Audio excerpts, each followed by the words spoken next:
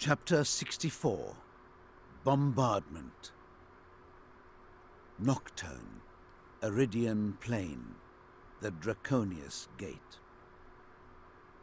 It began as thunder, a rumbling underbelly that filled the dark clouds overhead with foreboding.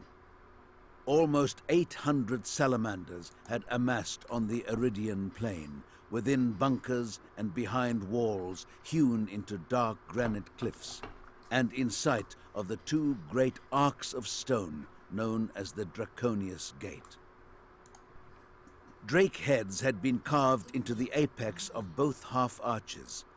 Gems served as eyes, and sigils ran the length of their craggy hides all the way back to the cracked earth in which they were embedded. The two edifices of basalt had stood for centuries, fashioned by the earth shamans of ancient Nocturne. The fastness that had grown within their shadow was more recent. Slab-sided redoubts and ornate barbicans, decorated with the gilded heads of mythic beasts, stood stalwart on the ash plain.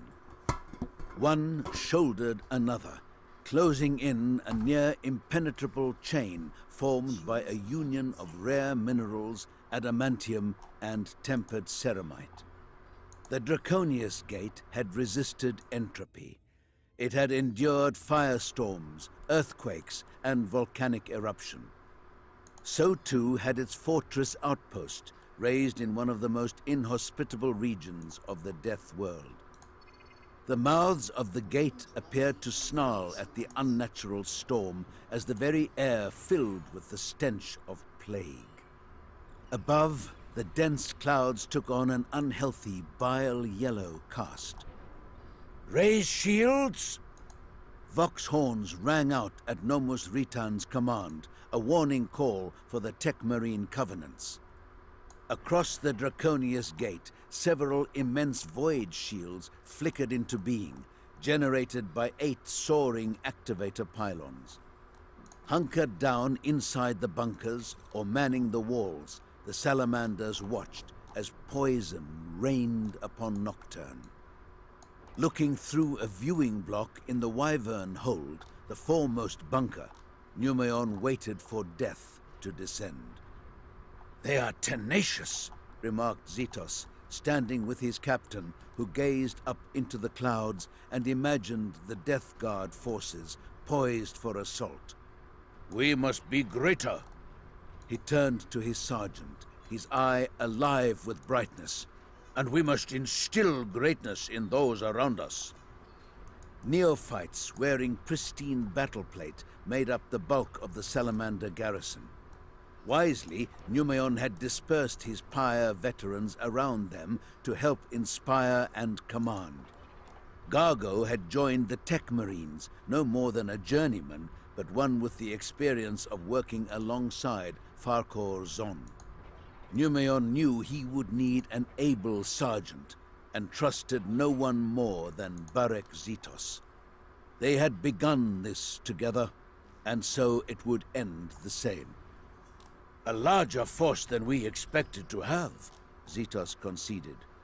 Numeon's gaze had returned to the clouds, "and yet still so few." Zetos agreed. "Against warriors hardened by the war." "And that also likely outnumber us, brother," Numeon replied. Vulcan's casket was secured in the fastness deep, safe within a sealed vault. It irked Numeon that they had reached Nocturne, but as of yet had merely traded one tomb for another. Cold steel and cold stone were no place for the Lord of Drakes. The fire beckoned. But first, the Death Guard must be repelled.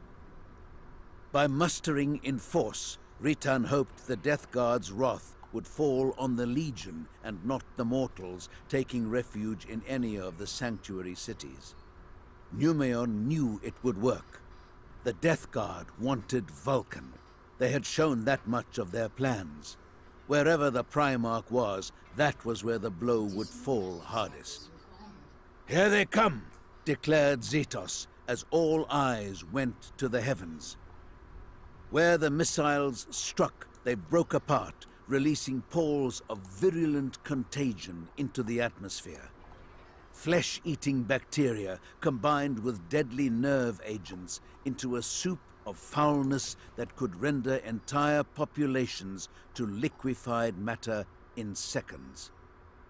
Most worlds would have died from such a bombardment, their armies reduced to slurry, their war machines corroded and useless. But Nocturne was not most worlds. It had been ending life ever since its creation, anathema to all but the hardiest of survivors. The poisons burned as soon as they were released, but were not immediately destroyed by the fiery atmosphere. They clung like a terminal disease, lingering, changing, fighting for life. It was as if something sentient and profoundly mutagenic had fallen upon the death world to scour it utterly.